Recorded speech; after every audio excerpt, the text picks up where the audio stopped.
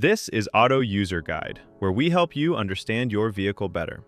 Today, we are covering all information related to major engine services for the Kia Sorento 2003 to 2009 models. Service intervals. Engine oil needs to be changed every 75,000 to 10,000 miles, which comes out to around 12,000 to 16,000 kilometers. If you drive in tough conditions or put a lot of load on your engine, sticking to the lower end of that range is the better call. Engine coolant has a much longer life. The first replacement comes at around 120,000 miles. After that, it needs to be swapped out every 30,000 miles going forward. It keeps your engine temperature in check, so keeping it fresh is something you don't want to skip. Brake fluid should be replaced every 2 years or somewhere between 30,000 to 40,000 miles, whichever one comes first. Over time, it absorbs moisture, and that slowly reduces how well your brakes respond.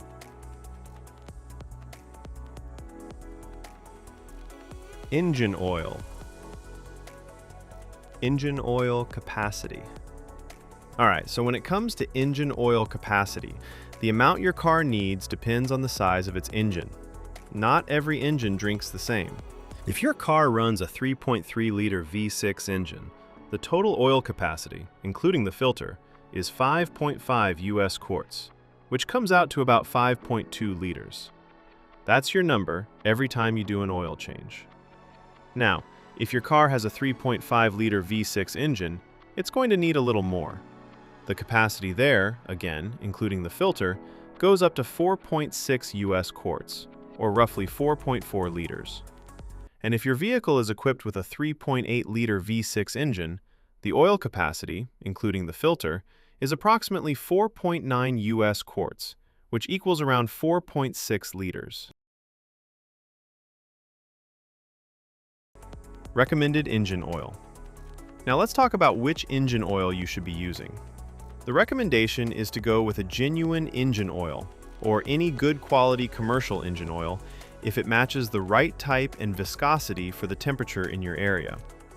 That last part matters more than people realize. The oil that works well in a cold climate isn't always the best choice for somewhere hot, so always check the viscosity chart and pick accordingly. On the topic of synthetic oil, you can use it. Synthetic motor oil is perfectly fine as long as two things check out. It carries the API certification seal, and it matches the viscosity grade your engine calls for. If both boxes are ticked, you're good to go. Change engine oil and oil filter. Before anything else, change your oil and filter based on the maintenance message that shows up on your driver information display. That message is your reminder. Don't ignore it. Here's how the full process goes. Step 1. Start the engine and let it run until it reaches its normal operating temperature. Once it's warmed up, turn it off. Warm oil drains out much more easily than cold oil. Step 2. Open the hood and take off the engine oil fill cap. This helps the oil drain smoothly by allowing air in. Step 3. Get under the car and locate the undercover. Remove the Phillips head screws and slotted head screws by turning them 90 degrees counterclockwise. Then pull the undercover off. Step 4. Find the drain bolt at the bottom of the engine.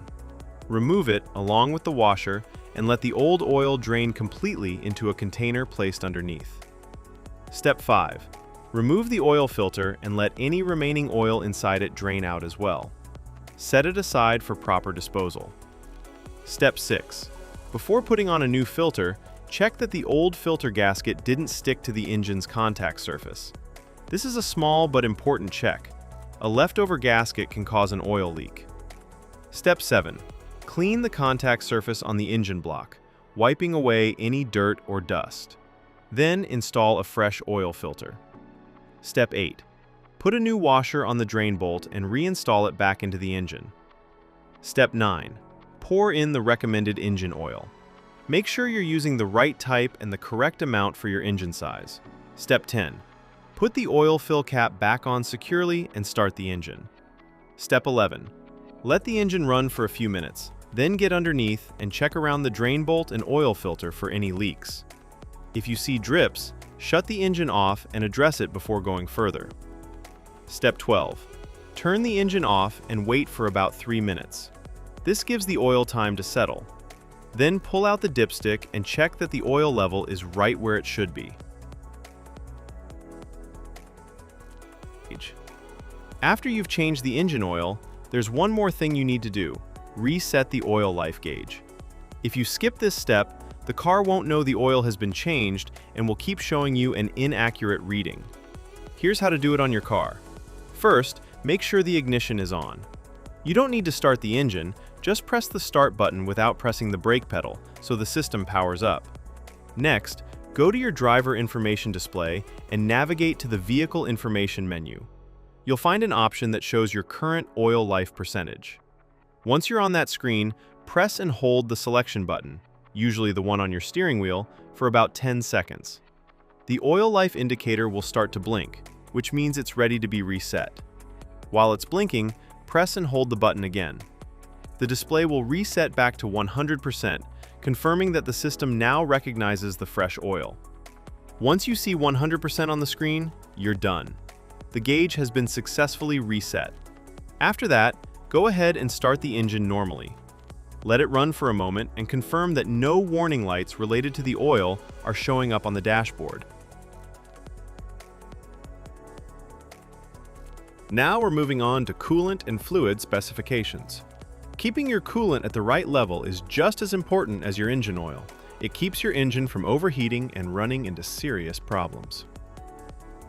Engine coolant, radiator. Before you touch anything, make sure both the engine and the radiator are completely cool. Never open the radiator cap on a hot engine. The pressure inside can cause boiling coolant to spray out and burn you.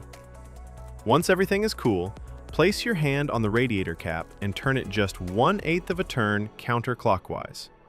This releases any built-up pressure inside the cooling system. Give it a moment to settle. Now push the cap down and continue turning it counterclockwise to fully remove it.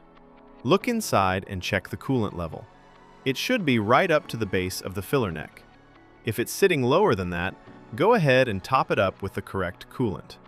Once the level is good, place the radiator cap back on and tighten it fully.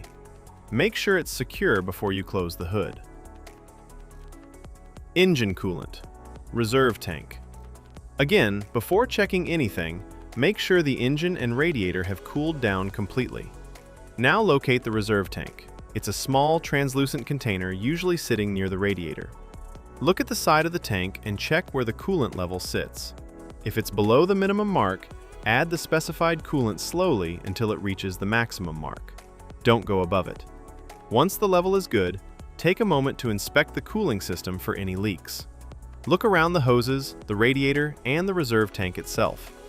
If you notice any drips or wet spots, that's something that needs attention before you drive the car.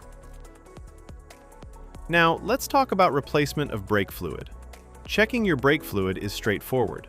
On the side of the brake fluid reserve tank, you'll notice two markings, a minimum and a maximum line. Your fluid level should always be sitting somewhere between those two marks. If the level is at or near the minimum mark, you need to top it up. Don't let it drop below that line.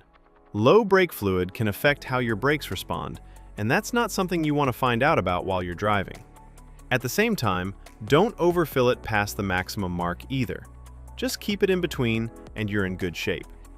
One thing worth mentioning for those driving a manual transmission model, your brake fluid reserve tank also takes care of the clutch fluid. It's the same tank serving both systems.